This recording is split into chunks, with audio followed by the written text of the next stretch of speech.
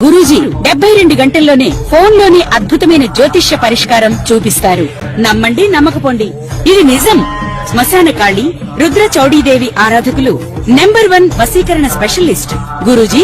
మనిషి పుట్టుక నుండి చనిపోయే వరకు వచ్చే అన్ని క్లిష్టమైన సమస్యలకు పరిష్కారం ఇక్కడ లభిస్తుంది. విద్య, ఉద్యోగం, వ్యవహారం, స్త్రీ ప్రేమ, పెళ్లి, సంతానం, స్త్రీ పురుష వశీకరణం, భూవశం, భార్యాభర్తల కలహాలు, కోర్టు సమస్యలు, విడాకుల సమస్యలు, చేతబడి, అప్పుల బాధ, ఇంకా మీకు ఎలాంటి సమస్యలు ఉన్నా 72 గంటల్లోనే 2026 సంవత్సరం ఏప్రిల్ నెల 1వ రాశి మేషరాశి.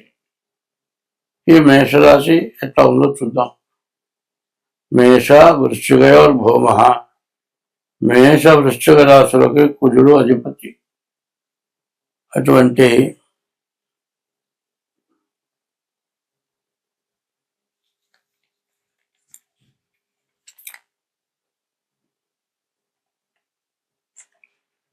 అటువంటి కుజుడు ద్వాదశంలో ఉన్నాడు. మరి కుజుడు ఏకాదశంలో ఉన్నాడు. కుజుడు, బుధుడు, రాహువు, ఈ 3 గ్రహాలు కూడా ఏకాదశంలో ఉన్నాయి. ఈ 3 గ్రహాలు ఏకాదశంలో ఉంటే చాలా బాగా ఉంటుంది. మరి ఈ రాశిలో ఉన్నటువంటి కుజుడు, బుధుడు, రాహువు డబ్బు బాగా వస్తుంది. ఎప్పుడు వచ్చే దానికంటే బాగా ఎక్కువగా వస్తుంది. కుజుడు బాగున్నాడు.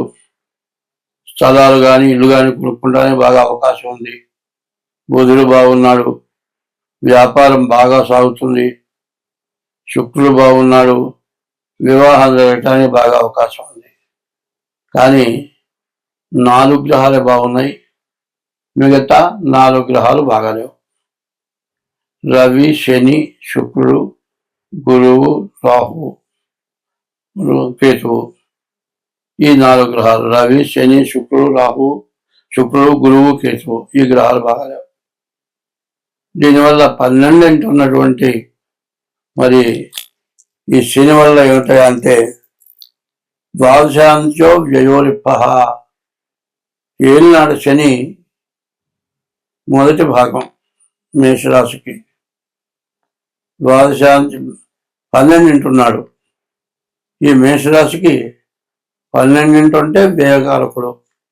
విపరీతమైన డబ్బు ఖర్చు పెట్టిస్తాడు. అప్పులు తెచ్చి కూడా ఖర్చు పెట్టాల్సి వస్తుంది. చాలా ఇబ్బందులు. ఎంత డబ్బున్నా చాలదు. ఏదో రకమైన ఖర్చు. ఇట్లా విపరీతమైన సమస్యలు బాగా ఎక్కువగా ఉన్నాయి. అందులో రాహుకేతువుల మధ్యలో గ్రహాలు పడ్డాయి. కాలసర్ప దోషం ఉంది. ఈ మేషరాశి పరిస్థితి చెప్పాలంటే చాలా కష్టదాయకంగా ఉంది. అయితే ప్రతి వాళ్ళు ఏం చేస్తున్నారంటే వాళ్ళు ఇష్టం వచ్చిన పేరు పెట్టుకొని, ఏమంటే నాది మేషరాశి అండి, నాకు బాగానే ఉంది కదా, మీరు బాగాలేదు అని చెప్పారు అని అడుగుతారు. రాశి ఎట్లా వచ్చిందో తెలియాలి. ఈ రాశి పుట్టిన తారీఖు, నెల, సంవత్సరం, టైము. ఆ టైముకి ఏ నక్షత్రం ఉంది. అశ్వని 4 పాదాలు, భరణి 4 పాదాలు, కృత్తిక 1 పాదం. ఈ మొత్తం కలిసి మేషరాశి. ఈ మేషరాశి అవునా కాదా మీ డేట్ ఆఫ్ బర్త్ ద్వారా చూడాలి. ఏదో పిలిచే పేరుని పెట్టి చూసేది అది కాదు.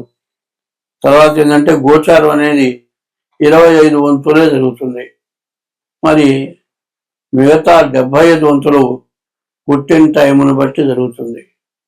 డేట్ ఆఫ్ బర్త్ ద్వారా అందులో ఈ సంవత్సరం అంతా కూడా చాలా అస్తవ్యస్తంగా ఉంది. ఏమి చెప్పడానికి వీలు కాకుండా ఉంది. సగం బాగుంది, సగం బాగాలేదు.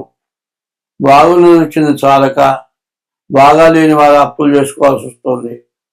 పైన అప్పులు చేసినా కూడా బాధలు, సమస్యలు, హాస్పిటళ్ళు, ఖర్చులు, ఇట్లా విపరీతమైన ఖర్చులు. కొన్ని అనవసరమైన కేసులు నిద్రపడతాయి. ఏమైనా పిల్లలు ఉన్నారు, కాపీ కొట్టారనుకోండి, డీబార్, మళ్ళీ చదివే పని లేదు, జడ్జి మార్కు పడిపోతుంది. ఇట్లా కొన్ని పొరపాట్ల వల్ల మరి ఏదో అనవసరమైన ఒక్కోసారి ఏమవుతుంది, మనం ఎవరింట్లో ఉన్నాం అనుకోండి, వాళ్ళ ఇంట్లో అంతకుముందు వస్తువు పోయింది అనుకుంటున్నారు. ఈ లోపల వచ్చేటప్పటికల్లా ఈ మనిషికి ఇక్కడ ఉన్నాడు కాల్ చేశాడేమో, ముందు పోలీస్ స్టేషన్కి ఫోన్ చేస్తారు. నువ్వు కాల్ చేయకపోయినా దొంగతనం మీద పడుతుంది. ఇటువంటి రకరకాలైన సమస్యలు, రకరకాలైన ఇబ్బందులు ఉంటాయి. మరి ఈ ఇబ్బందుల నుండి మీరు బయటపడాలనుకుంటే డేట్ ఆఫ్ బర్త్ ద్వారా వచ్చిన రాశే మేషరాశి అవుతుంది, గుర్తుపెట్టుకోండి. తర్వాత మీరు చెప్పేది ఏమిటంటే శని వల్ల బాగా నష్టం, విపరీతమైన ఖర్చులు, ఏ పని సాగకపోవటం, చాలా ఇబ్బందులు ఎక్కువగా ఉంటాయి. కాబట్టి ముందు ఏళ్ళు నాటి శని సంవత్సరమైన ప్రారంభమై ఈ మేషరాశి వాళ్ళకి ఇంకా 6 సంవత్సరాల 6 మాసాలు శని ఉంటాడు. ఈ శని వల్ల మేషరాశి వాళ్ళకి చాలా ఇబ్బందులు, కష్టాలు ఎక్కువగా కనబడుతూ ఉన్నాయి. కాబట్టి ఈ రాశి వాళ్ళు ముందుగా మీ డేట్ ఆఫ్ బర్త్ ద్వారా జాతకం చూపించుకోండి. ఏమంటే మాకు డేట్ ఆఫ్ బర్త్ లేదంటారా? హస్త సాముద్రిక, అది చూసి చెప్పేది హస్త సాముద్రిక ద్వారానైనా సరే మీ జాతకం చెప్పగలుగుతాను. అట్లా మీ జాతకం కావాలి అనుకుంటే తగిన ఫీజు చెల్లించి డేట్ ఆఫ్ బర్త్ వాట్సాప్లో పెట్టి మరి మీ జాతకం చెప్పించుకోవటం మంచిది. ఎందుకంటే ఈ సంవత్సరం నష్టపడని మానవుడు ఉంటాడని చెప్పలేము. అందువల్ల చాలా కష్టదాయకంగా ఉంది. ఇప్పుడేముంది పరిస్థితి, మరి డీజిల్, పెట్రోలు, క్రూడ్ ఆయిల్ రావటం తక్కువ. దీనివల్ల ప్రతి వస్తువు రేటు పెరుగుతుంది. మరి పెట్రోల్ కానీ, డీజిల్ కానీ, గ్యాస్ కానీ రేటు పెరిగిందంటే ప్రతి వస్తువు మీద రేటు పెరుగుతుంది. దానివల్ల మన కష్టాలు, నష్టాలు ఎక్కువగా ఉంటాయి. వీటి నుంచి మనం బయటపడాలంటే డేట్ ఆఫ్ బర్త్ ద్వారా జాతకం చూపించుకోవడం చాలా మంచిది. స్వస్తి.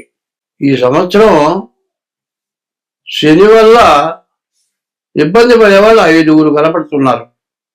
ఎవరు 5 అంటే మేషరాశికి 12వ శని, మీనరాశికి 1వ శని, కుంభరాశికి 2వ శని, ధనుస్సు రాశికి 4వ శని, సింహరాశికి 8వ శని. ఇది ఏనాటి శనిలో ఇవి 5 రకాలన్నమాట. ద్వాదశస్తమ జన్మస్థం శని అంగారకో గురు కుర్వంతి ప్రాణ సందేహం స్థానచలనం ధనక్షయం. నేను చెప్పా కదా, సింహరాశికి 8 ఉన్నాడు శని, ధనస్సు రాశికి 4 ఉన్నాడు శని, కుంభరాశికి 2 ఉన్నాడు శని, మీనరాశికి 1 ఉన్నాడు శని, మరి మీనరాశికి 12 ఉన్నాడు శని. ఇట్లా శని ఉండేటట్లయితే ద్వాదశం అంటే 12, అష్టమం అంటే 8, జన్మం అంటే 1, అష్టమం, ద్వాదశం, జన్మం, ద్వితీయం, అర్ధాష్టమం. ఇట్లా కనుక శని ఉంటే మీరు బతకడం చాలా కష్టం అవుతుంది. ఆత్మహత్య చేసుకుందామంత బాధ కలుగుతుంది. ఈ సంవత్సరం వల్ల కూడా సింహరాశికి, ధనస్సు రాశికి, కుంభరాశికి, మీనరాశికి, మేషరాశికి శని పూర్తిగా బాగాలేదు.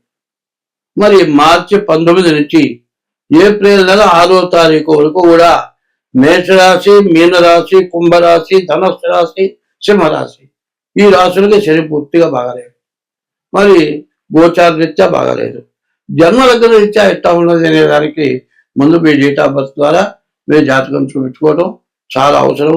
ఇట్లా చూపించుకున్నట్లయితే మీకు ఎటువంటి సమస్య లేకుండా జాతకం చూసి మీకు దోషాలు ఏమన్నా ఉంటే దానికి ఏ రకమైన పూజలు చేయాలో చూసి మీకు ఆ రకం పూజలు చేయించి మీ యొక్క జాతకం బాగుండేట్టుగా, మీరు నష్టపడకుండా ఉండేటట్లుగా చూడటానికి అవకాశం ఉంటుంది. కాబట్టి మీరు మా నెంబర్కి ఫోన్ చేసి మీ డేట్ ఆఫ్ బర్త్ చెప్పి తగిన ఫీజు చెల్లించి, డేట్ ఆఫ్ బర్త్ లేకపోతే హస్త సాముద్రిక ద్వారానైనా సరే మీ జాతకం చూపించుకోవాల్సిందిగా చెబుతూ ఉన్నాను. స్వస్తి.